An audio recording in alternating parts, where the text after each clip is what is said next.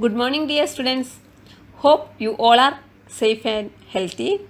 Stay at home, save our society. I am teacher Nitya. Today we are going to revise about heat energy transfers. The chapter name Heat Energy Transfers from checkpoint 3. Let's see what we studied in this lesson. First point is the difference between thermal energy and temperature. Thermal energy. It is the total of kinetic energy of all particles in a given substance. Temperature. It is the measure of average heat. Next point is heat energy. How heat energy transfers. There are three different ways in which heat energy can travel. They are conduction, convection, and radiation. Together they are known as thermal energy transfers. Next we have to look what is conduction. In conduction, the heat energy is passed from one particle of a material to the next particle. For example, when a metal pan of water is put on a hot plate of a cooker, the particles in the metal close to the hot plate receive heat energy and start to vibrate. Then the kinetic energy is passed on. Eventually, the surface of the pan, which is next to the water, becomes hot too. From this picture, you just look. First one, heat is transferring these particles like a reddish color. Okay. Then after that, heat passes through the next particle. This is what? Conduction. Conduction can occur easily in solids, less easily in liquid, but hardly at all gases. Why? Because in the case of gases, how the particles are arranged, it is very far.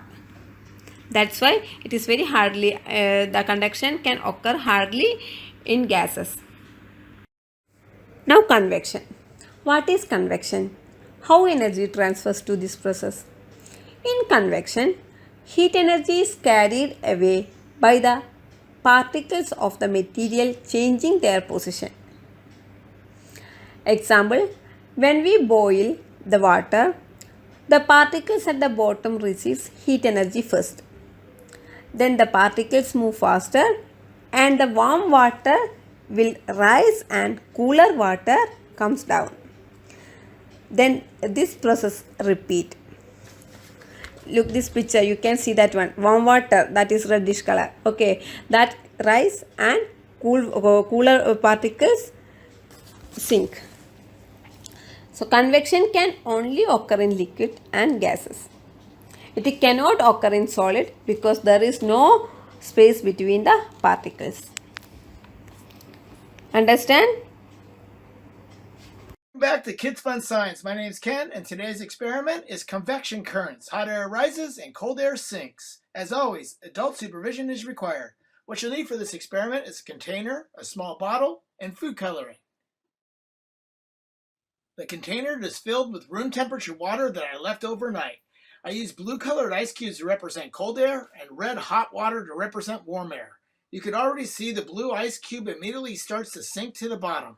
When I put in the red hot water, it should maintain to the top of the surface. We'll be able to see here with this demonstration that the red warm water rises and stays to the top, where the cold blue ice cubes will sink to the bottom. This is the way that air works. Hot air rises and cold air sinks. Convection currents happen within the Earth magma, water, and air. It can happen to anything that's not solid and has parts that are cooler or warmer than the other parts. A classic example of convection current would that be of warm air rising towards the ceiling of a house. That's why it's always hotter upstairs. This happens because the warm air is less dense than the colder air. Wind is another example of convection current. Wind is caused by sunlight that heats air, causing it to displace cooler air. Convection currents are also in the ocean. Ocean currents are caused by differences in the water density and the temperature in different parts of the ocean. You can see on the bottom we have the blue cool water, on the top we have the red hot water, and in the middle the white is the room temperature water.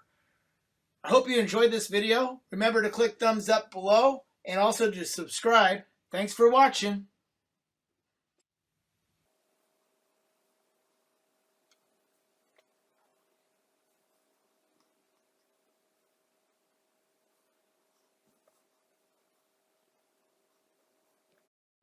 Here I gave one video also. Watch the video, that time you will get more idea about convection. Last point, radiation. What is radiation?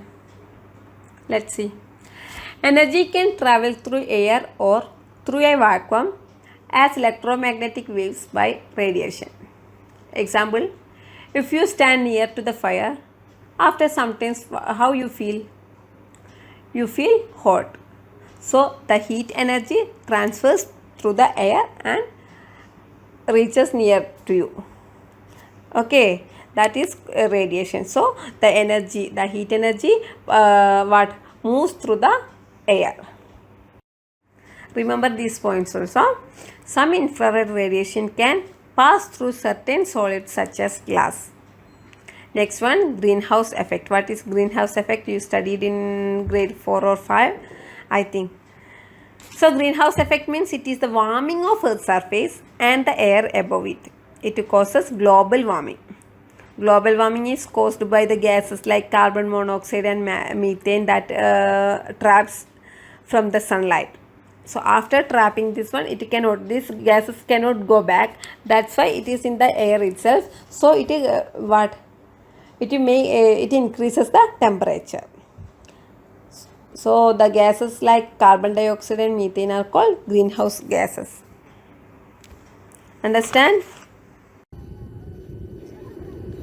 Our climate is changing, and temperatures in general are increasing on the planet.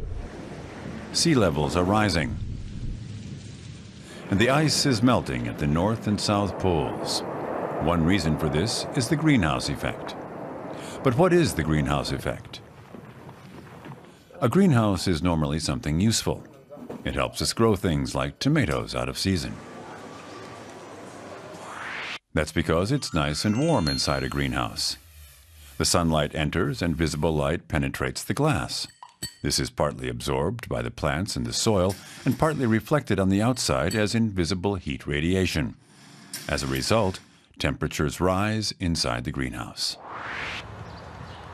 The planet Earth obtains warmth in a similar fashion, which is fortunate because otherwise we could not survive.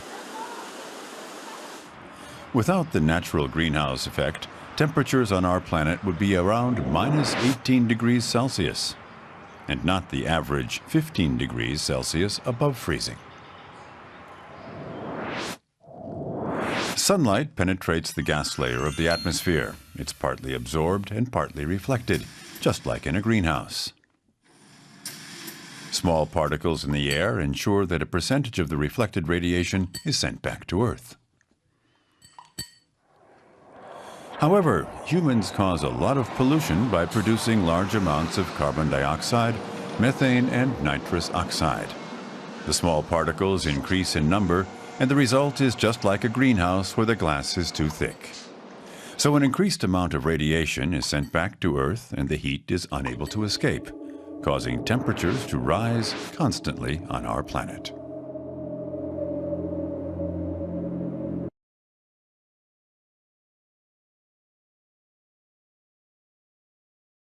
Here one recap worksheet related to this topic. After studying, do alone. Okay. Good luck. Thank you for listening. May Allah bless you all.